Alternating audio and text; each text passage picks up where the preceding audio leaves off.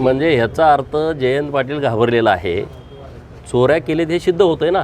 त्यांनी म्हणायला पाहिजे होतं आम्ही काहीच जिल्हा बँकेत केलेलं नाही, त्यामुळे काय चौकशी व्हायची होऊ द्या, खोली चौकशी करा. माणूस लपायला कधी पळतो? अटकपूर्व जामीन घ्यायला माणूस हायकोर्टात कधी जातो? म्हणजे त्याला वाटतं माझं नाव ह्यात येणार आहे, काहीतरी मी काहीतरी गुन्हा केला आहे. पोलीस म्हणते अरे येत तपासाला बोल. नाही, त्याला माहीत आहे तिथं गेले का अर्थच टाकणार आहेत. जयंत पाटलाला लक्षात आलं की आता आपला बाजार पूर्णपणे उठणार आहे. इतक्या चोऱ्या केलेल्या लोकांच्या समोर येणार आहे.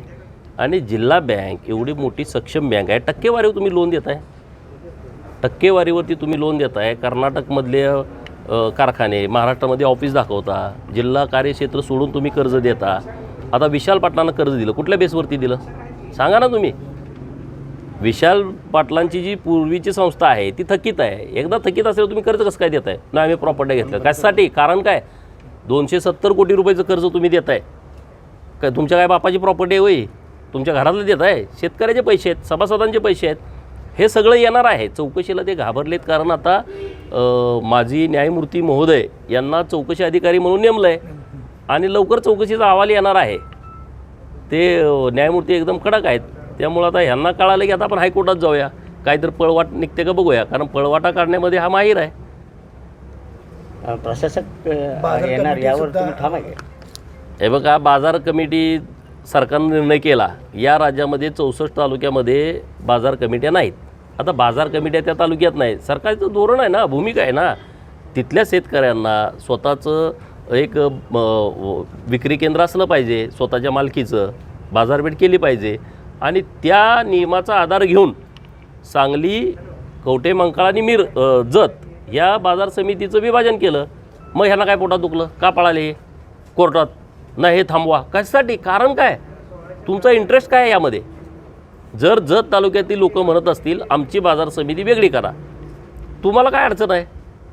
कारण चोऱ्या करायची केंद्र आहेत. मध्यवर्ती जिल्हा मध्यवर्ती बँक आणि बाजार समिती ह्यांना भयानक पैसे लुटायला येत आहेत. भयानक एक नवीन कारनामे येत आहेत. आता माझ्या बाजार समितीची प्रकरणं आली, तुम्हाला मी परवा दाखवलं. आता आणि नवीन सगळी प्रकरणं यायला लागलीत, जिल्हा बँकेची पण यायला लागले. आम्ही लावून धरतो आहे. त्यामुळं जयंत पाटलांचा जो वर पावडर लावलेला चेहरा आहे तो पावडर सगळी काढल्याच्या नंतर नेमकं काय आहे आतमध्ये? कारण रामाच्या मंदिरामध्ये हा रावण राहतो आहे हे लोकांच्या आता लक्षात आणून द्यायचं आहे. आणि त्यामुळे हे सगळे पळायला लागलेले आहेत. घालून पाईपलाईनचा जो मुद्दा उपस्थित केला, भाजपमध्ये प्रवेश केलेला आहे. सगळेच करतील आता त्यांच्या हाताखालचे जेवढे सगळे आहेत. आता तुम्हाला ही जर निवडणूक लागली आपल्या विधान परिषदेची, मग त्यांचे ईश्वरपूरमधले किती नगरसेवक फुटते ते बघा तुम्ही आकडा. ईश्वरपूरमधले जिल्हा परिषदचे त्यांचे सदस्य किती फुटते आकडा बघा तुम्ही. एकदा निवडणूक तर लागू द्या. प्रतीक पाटील चिरंजीव उभारणार होते, जयंत पाटलांचे चिरंजीव कोण? त्याचं नाव प्रत्येक आहे मला माहीत नव्हतं, पण ते राहू द्या ना. कोणी राहणं हा काही विषय नाही ना.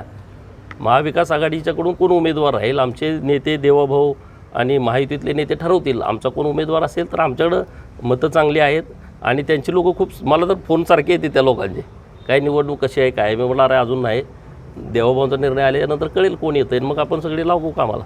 शेठ सध्या दुष्काळ टंचाई आहे. काल सांगितले कलेक्टरने आटपाडीला एक अधिकारी म्हणून नेमलं आहे आणि लवकर चौकशीचा अहवाल येणार आहे. ते न्यायमूर्ती एकदम कडक आहेत.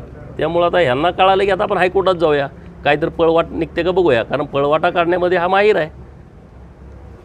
प्रशासक येणार यावर तुम्ही ठाम आहे? हे बघा, बाजार कमिटी सरकारनं निर्णय केला. या राज्यामध्ये 64 तालुक्यामध्ये बाजार कमिट्या नाहीत. आता बाजार कमिट्या त्या तालुक्यात नाहीत. सरकारचं धोरण आहे ना, भूमिका आहे ना. तिथल्या शेतकऱ्यांना स्वतःचं एक विक्री केंद्र असलं पाहिजे, स्वतःच्या मालकीचं बाजारपेठ केली पाहिजे. आणि त्या नियमाचा आधार घेऊन सांगली, कवठे मंकाळ आणि जत या बाजार समितीचं विभाजन केलं. मग ह्यांना काय पोटात दुखलं? का पळाले कोर्टात? नाही हे थांबवा कशासाठी? कारण काय? तुमचा इंटरेस्ट काय आहे यामध्ये? जर जत तालुक्यातील लोक म्हणत असतील आमची बाजार समिती वेगळी करा, तुम्हाला काय अडचण आहे? कारण चोऱ्या करायची केंद्र आहेत. मध्यवर्ती जिल्हा मध्यवर्ती बँक आणि बाजार समिती ह्यांना भयानक पैसे लुटायला येत आहेत. भयानक एक नवीन कारनामे येत आहेत.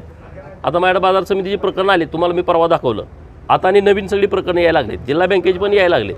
आम्ही लावून धरतो आहे. त्यामुळं जयंत पाटलांचा जो वर पावडर लावलेला चेहरा आहे तो पावडर सगळी काढल्याच्या नंतर नेमकं काय आहे आतमध्ये, कारण रामाच्या मंदिरामध्ये हा रावण राहतो आहे हे लोकांच्या आता लक्षात आणून द्यायचं आहे आणि त्यामुळे हे सगळे पळायला लागलेले आहेत. समुद्र खालून पाईपलाईनचा जो मुद्दा उपस्थित केला.